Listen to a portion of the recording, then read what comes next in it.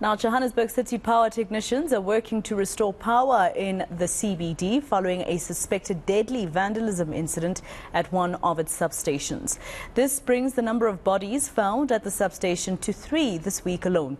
The latest vandalism in the city has left several areas in the dark. City Power spokesperson Isaac Mangena joins me now via Zoom for a broader update on this particular issue. Mr. Mangena, thank you very much for your time. I think for the longest time, City Power has been talking about the vandalism of your infrastructure, and now it's gotten to a point where it's very deadly.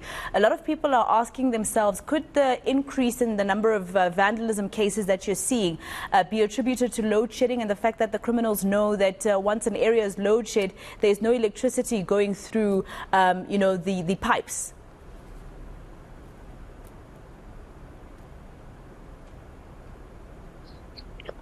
Thank you very much for having us. Good afternoon to the viewers.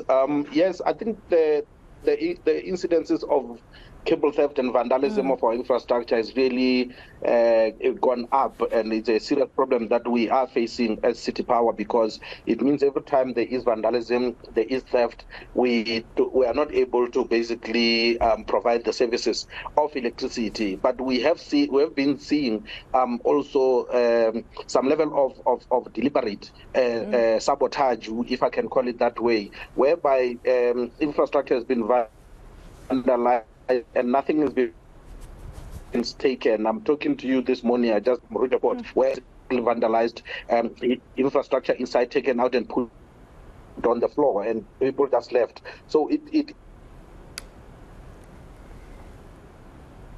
kind of like it becomes a problem, and I think that's why we're calling on the police to basically zoom sure that they deal with this kind of issues. And the link to this vandalism, yes, it is indeed a serious problem, and we've seen that increase happening since last year when load shedding kicked in. We've dealt with about 2,500 incidents of vandalism and cable theft, and it's purely because the suspects know the schedule, they look at the schedule also, and they basically plan their evil deeds around the schedule. So they know that this time there is no risk of them being electrocuted or even the lights being on for people to basically be able to see them.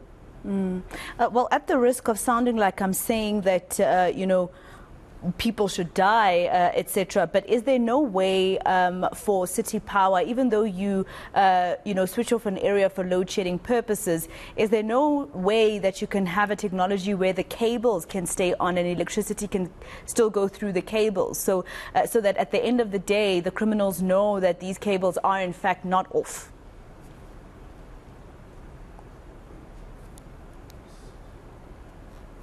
I think recently what we have been doing is that because of the way our network has been configured, we are starting to move certain loads across to certain areas, and as such you find that criminals don't actually know that we've moved Fendale, for example, from block 14 to block 3, and they go there during the time when the load shedding is actually not there, and the cables are basically live, and that's why we suspect people have been killed by this infrastructure, because it kind of like shows that someone basically went and decided to strip this equipment while it is live, or during the time when we're actually restoring, which is when the criminals basically thought maybe the infrastructure is off. But we have been seeing a lot of this incidents of people basically being electrocuted, dying while trying to steal. Just this financial year alone, which ended in July, we had about 11 people that basically were electrocuted while they're trying to steal the cable or vandalizing electricity infrastructure. That is 11 in the whole year, and you spoke about 3. That is about 4. It goes to show that you're starting to have a situation where these criminals basically are they're risking their lives, and they're paying the ultimate price, which is with their lives. just to basically get that copper cable so that they can make the money that I think they are making. But it is really worrying for us as City Power because it basically means that we're losing a lot of money to try and replace the cables, to try and replace these mini substations because of the act of the few. And that's why we're also calling on the police to basically, zoom into this, because we believe that whenever the lights are off, there's some level of economic sabotage because nothing is happening in the city of Johannesburg, which is one of the biggest in terms of the economic contribution to the country. So you're saying that as of July this year, that was the end of your financial year, and it's been 11 people. Does this include the 3 that have recently died because they are still within the month of July, or will those ones form part of the next financial year?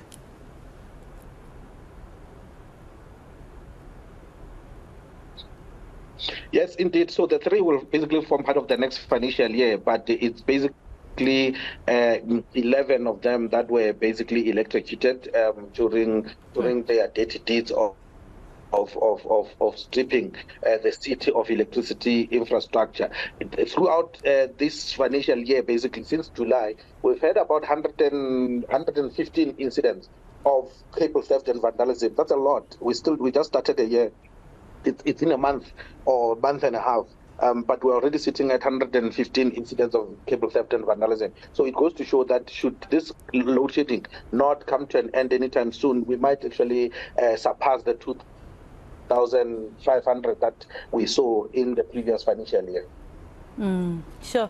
All right. So how fast is it going, Mr. Mangena? I know that City Power would be one of the, state organs that would be looking for some sort of law that would be implemented in terms of the trade of copper theft, etc., because that's what's leading to people stealing cable, right, so that they can trade it for a bit of money to put bread on the table, etc. And I know a lot of organizations or state organs such as City Power and Eskom have been in support of talks to have it as a criminal offense.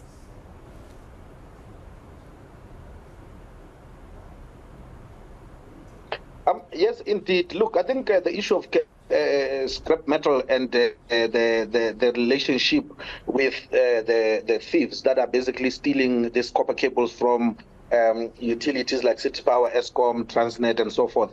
It's a serious one, and I think that is the one that really government needs to basically put extra effort to basically try and deal with, because as you rightfully pointed out, it is a growing industry on its own. And I think with government talking about banning some of the scrap metals that are basically going through the scrap dealers, then it will basically maybe put an end or some level of capping to this problem that we're basically facing. But I think it is also an issue of these scrap metal owners coming to the party and ensure that they address and help us to deal with the issues of copper cable theft and vandalism, because of if we are able to cut their head, we won't be able to have someone basically feeding this animal, with the copper cables as it currently is. And so, yes, as City Power, as the city of Johannesburg, we do support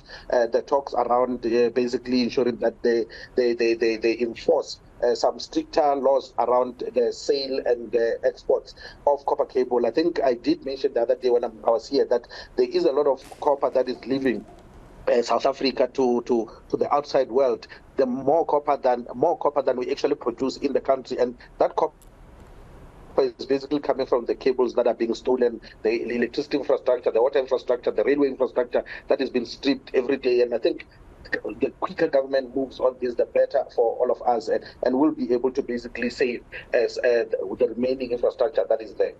All right, Isaac Mangena, the spokesperson of City Power, thank you very much for your time.